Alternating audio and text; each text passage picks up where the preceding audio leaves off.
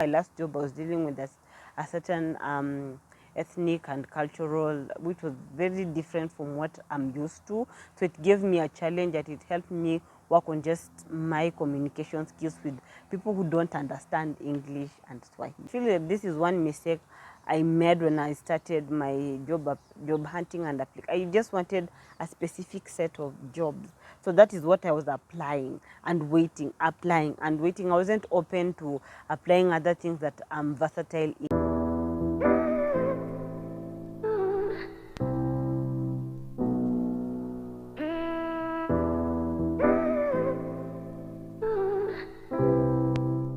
Hello guys, and welcome back to my YouTube channel. My name is Charity. I'm a certified nutritionist practicing in Kenya, and my nutrition channel is about life as a practicing nutritionist, doing life as a nutritionist, and I offer expert tips if you want to get to know the world of nutrition. So please don't forget to subscribe. Follow me on all my social media platforms. I really appreciate your support. So today, being a Tuesday, I'm going to talk about commonly asked questions about job hunting in the nutrition field. And I know most of you will enjoy this topic, especially if you're just a fresh graduate, graduate intern, you have your license and you're like, what am I going to do next? This is your episode. Please don't forget to watch till the end. If you like it, leave a like, leave a comment, and don't forget to share with other aspiring nutritionists. Let them know about this very good channel that helps practicing nutritionists out there to just be the best. Into today's episode, I'm going to start with question 1. What are some of the alternative career options when it comes to job hunting in the nutrition field? I know the traditional role of a nutritionist is in the hospital as a clinical nutritionist, and I know most of us graduated with a license in clinical nutritionist, but there are so many vast career options you can choose from, and I feel like this is something, if your university is able to offer these options, just pick what you feel you're passionate about and roll with it. Yeah, so let's start with corporate wellness or corporate nutrition. Here you'll be offering your services in the corporate world. You can partner up with companies, organizations to just come up with a wellness package for their clients. A very good deal if you happen to get. It's very, very nice because you'll be curating packages for that particular company, a wellness package, a nutrition program to just help the employees to be the best. Sports nutrition, I feel like this is also another area in nutrition that people are really not looking into. If I loved sports nutrition, I feel like this is what I'll be doing, because I feel there are a lot of athletes out there and a lot of gyms, a lot of just these platforms that, or at least are looking for a nutritionist to help them just manage their weight in terms of meal plan, in terms of carbon loading, in terms of just maintaining your weight, losing, toning, bulking up, and all these things. So I feel like sports nutrition is a neglected field. So if you're passionate about sports nutrition, please do. Community nutrition, I know most of us, apart from if you did not want to do clinical nutrition, you went into community nutrition. This is basically going to the community to offer nutrition services.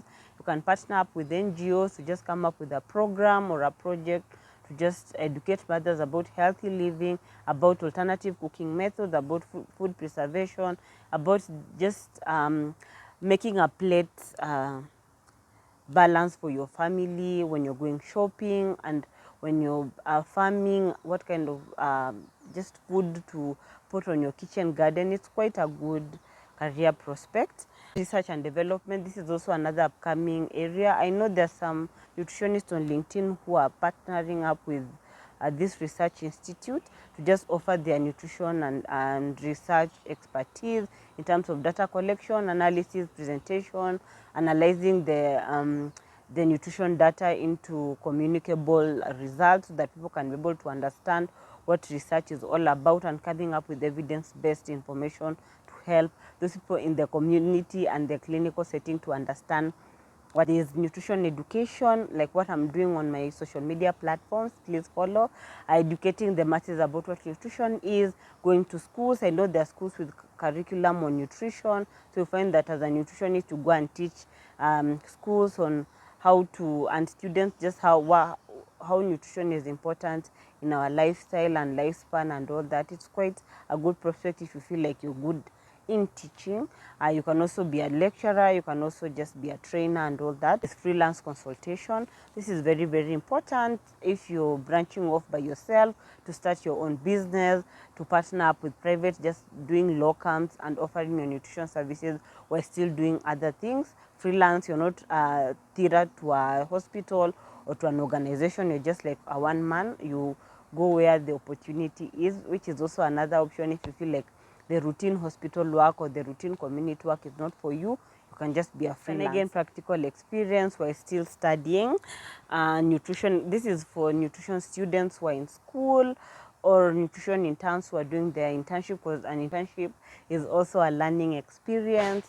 Yeah, so by getting practical experience, because with practical experience, you'll be able to apply what you're doing theoretical in class, translating it to practical, and then this will help you gather the skills needed when you now finish and you're going into the job market. And you can do this by being an intern. I know most of us hated the internship period, but some of us got our experience from the interns, from the internship, and from the internship we got to know the areas we can specialize in.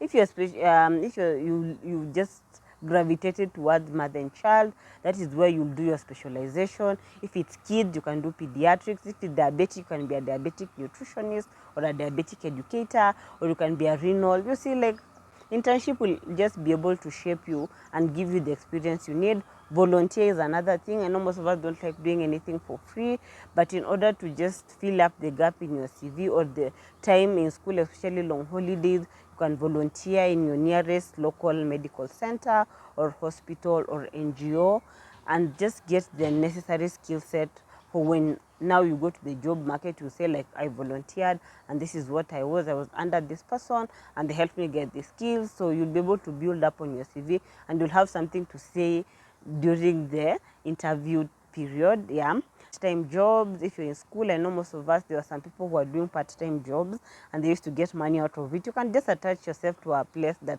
aligns with your goal. If it's communication and you don't have a license to practice, so you'll be able to attach yourself or find a job in a part-time communication area, and then you can just be earning money and still getting your set skill in communication. Such assistantship, and this you can get them from most of your lecturers, guys. I know there are lecturers who are into research, and those research will be able to come up with things that will be able to benefit those people who are working. So if your lecturer offers those opportunity to you guys to just assist them, be a research assistant. I know there's some projects that have stipend, so you'll earn money as you assist your lecturers in all this research work, and then you'll be able to sharpen your skills if you want to branch off and be a researcher or a researcher in the new field of nutrition. So all this can just go into helping you, like, build up your skill while you're still studying. Yeah. What are employees looking for in a nutrition candidate? And this will come in handy when now you're done and now you're coming up with your CV, and or when you're going for that interview, when you get a call back. And I feel like these things have really helped me when it comes to the callbacks I've received from most of the jobs I've applied. And also during, even if I was not taken, but I went and experienced how it feels to be in a job interview panel with a lot of people asking you different questions. So I'll just dive into specific areas to just look into when you're curating your CV. The first one is education and certification.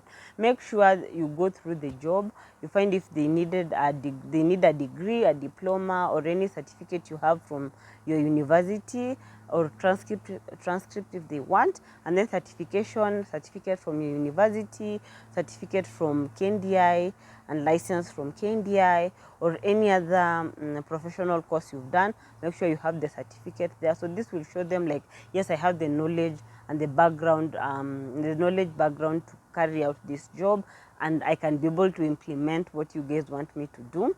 Communication skills, if you see, I've been repeating this communication skill because it's very, very important. An employee will want someone who will effectively communicate to their clients, who will effectively communicate to the team. No one wants someone who is difficult to work with. So make sure you sharpen your skills. know how to talk to people. I don't think you can escape this skill. Then problem solving skills as a nutritionist, know how to assess. Like they always look for, because in an interview panel, they'll give you a scenario where they'll want you to show how you'll assess a patient. Let's say a diabetic patient who has sugars of 30, never been cancelled. How can you go about with this? So you have to carry out your nutrition care process from assessment to diagnosis to intervention and follow-up, and how you will implement all those things. They want to see like you can solve the problem when a client comes to you if they happen to employ you. Team collaboration. As a nutritionist, you'll always be working in a team. Maybe if you are into freelance, then, but if you work in the hospital, in the community setting, you'll always be working in a team. And working in a team, you'll need to have team collaboration skills. Be a team player, have interpersonal skills. That is what they look for, because they'll ask you, you're in a healthcare team. This person has this problem with you. How will you solve it? They want to see how you would relate with your other healthcare team. And it's very, very important to have those interpersonal skills to be able to solve problems with your clients and with your team. They'll want to see your passion for nutrition. Is this person passionate about nutrition? So if you're enthusiastic about nutrition, talk about it with enthusiasm. You're like, you know what, my goal is to make sure in the coming future nutrition is top. Like when I get a client who needs nutrition service, I'm very happy, I welcome. You show them like you're enthusiastic about just being a nutritionist and the nutrition. They'll see like this one has a passion for what he or she is doing, and they'll want to employ you because they'll want that passion to translate into their business. Yeah, so it's very, very important to look out for these things when you're applying for a job or when you get called into an interview. The first question is, how important is networking in looking for a job as a nutrition? And I feel like there's already an episode I talked about networking, so I'll just mention key points. I will not explain. If you want, please watch that video. Get industry insights from people you are networking with, and insights will be able to help you career-wise, job-wise, because if I'm your network and I share a job, you'll be able to see and apply. If you're in these groups and they share a job, because I know I've been called for a lot of interviews from the job people post in these nutrition groups, and also on LinkedIn, also on Facebook, also on Instagram, like all these social media platforms I'm in, and I follow the right people and I network with the right people, you'll be the first to be considered when they see a job. And those are recommendations, same as what I've said. When I know of a job and I know of a nutrition students or an intern who I'm interacting with, I'll be able to share that link with the person and tell the person, please apply for this job. Yeah, so see the importance of networking. Or I can recommend you, because I know I've gotten a lot of interviews from just a recommendation from someone I interacted with.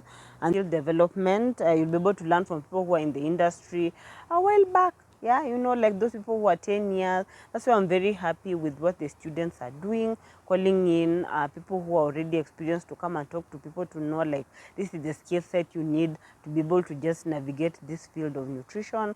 And nutritional support, I know in one group, Nutrition Academy, they offer mentorship programs. If you want a mentor, you can just reach out and they'll be able to offer you those mentorship services so that you can we can get support. Because sometimes you might feel lost and you want someone to help you. The fifth question is, what are the most skills in demand as a nutrition? I've already also talked about this, guys. I don't feel like I want to repeat this because I don't want the episode to be long, so I'll just mention them. The first one is nutrition assessment. You know what nutrition assessment is, so I don't need to define it. How you assess your patient, from the anthropometrics to the biochemicals to the dietary to the environment to the functional. So you need to know all these skills.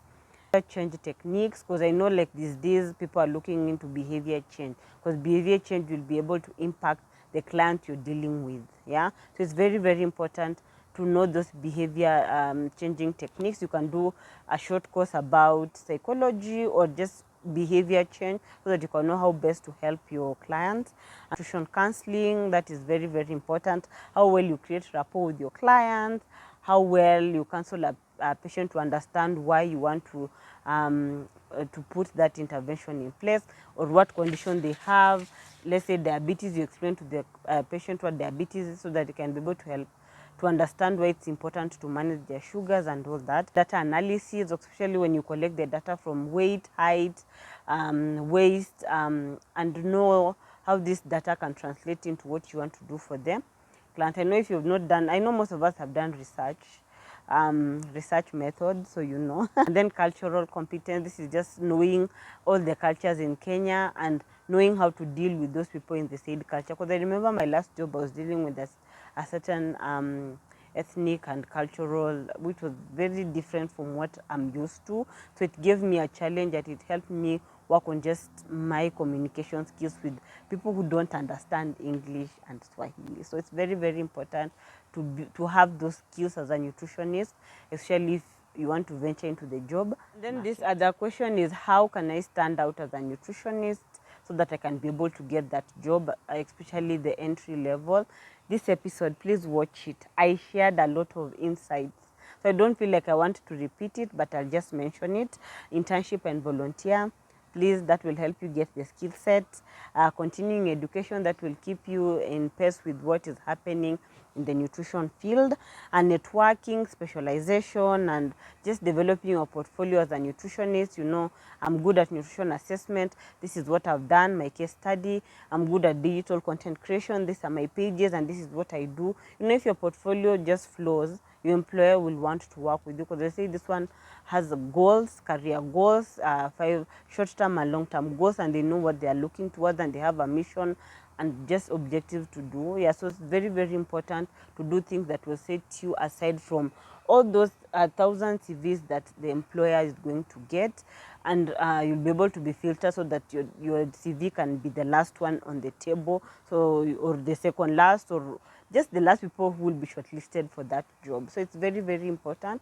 Last question I'll talk about is, what are the most common mistakes to avoid during job search process? This is a very important tip. And the first one is generic application, guys. You just see a job and then you use this CV to this CV to this CV. And I feel that that was the mistake I was making. I was using this CV to apply for every job. So as I continued applying and I continued networking and talking to people who have been in the job market, you create your CV and your cover letter to meet that job. If it's a clinical nutritionist, you showcase your clinical skills so that they can see like this person can be able to manage a patient if it's an outpatient, if it's an NGO, if it's a research assistant, you bring out the research side of you. So it's very, very important not to just use one CV, generic, and don't lie too much on your CV, guys. And then, and of networking, if you don't network with people, you'll not be able to know these job opportunities. So please invest in your network. In LinkedIn, because I know we are going into a digital era, not a must. Sometimes you go physically, you can just interact with people on LinkedIn or on Instagram, or just the people you follow. Ignoring continued learning, and this I've already talked about. Please continue learning. Learn. Go to this Google Scholar, go to this Science Direct, read those researches that have been done by people in your field, so that you know like what is new. When you're going for an interview and you're asked, you can be able to shine. Yeah. And poor online presence. I know there's some people, not everyone will be comfortable with just being online and everything, but I've noticed from all the jobs I've gone, I'm usually asked, are you on social media? What is your social media like? Can you share your LinkedIn profile? If your LinkedIn profile just has things that are not related to your field, they will not know that you know what you're doing. So it's very, very important to always revamp your CV. I know Grace Nduta on LinkedIn can help with just optimizing your LinkedIn profile. Please go follow her. She gives helpful tips. And meeting job search and your scope. Like you just want a specific job. Like if you practice clinical nutritionist, you just want clinical nutrition. And I feel like this is one mistake I made when I started my job hunting and I just wanted a specific set of jobs. So that is what I was applying and waiting. I wasn't open to applying other things that I'm versatile in. If it's digital content creation and you're a nutritionist and you see a job that advertises for digital content creation and it has a good pay, you can just still apply. You can be a nutritionist and a digital content creator on the side. So you can just do all these things. If you're good with sales, customer, you can just do that so that you can be able to just avoid a gap in your CV. It's very, very important. Yeah, that's all I had for you guys today. I'm sorry the episode was long. Thank you for staying till the end. But the questions that are in this episode are very, very important for you as an upcoming nutritionist or someone who is job hunting. And this is from my own experience. I can see about 6 years of just struggling to get a good job. So it's very, very important to revamp and always strive to be the best. Yeah, so please don't forget to subscribe to my channel. Follow me on all my social media platforms. I really appreciate. I share nutrition and nutrition related content. So guys, and until next time, I've been yours. Bye bye.